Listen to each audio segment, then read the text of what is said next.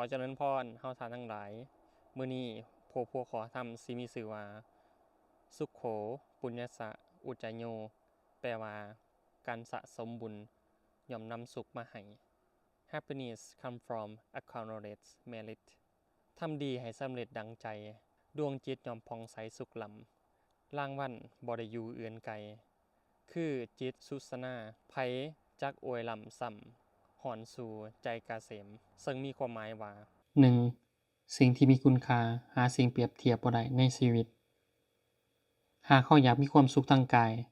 และสบายใจในชีวิตจงเรียนรู้ที่จะคิดบวกและมีเมตตาต่อตนเองในทุกๆสถานการณ์ของชีวิต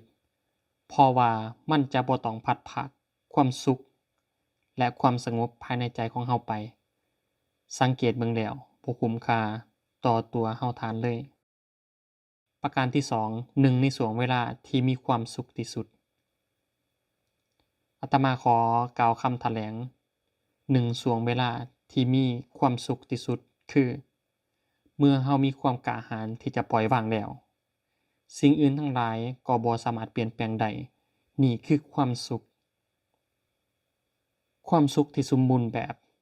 ความสุขที่นึกถึงหรือใฝ่ฝันกันอยู่นี้มักเป็นความสุขที่มีอยู่ในอนาคต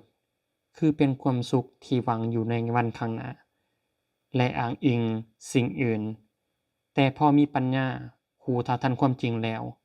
จะเกิดความสุขอยู่ในตัวเป็นประจำและมีอยู่ตลอดเวลาเป็นปัจจุบันทุกขณะกลายเป็นว่าความสุขเป็นเหนือเป็นตัวเป็นชีวิตจิตใจของเราเองพอถึงตอนนี้ก็บ่ต้องหาความสุขอิหยังอีก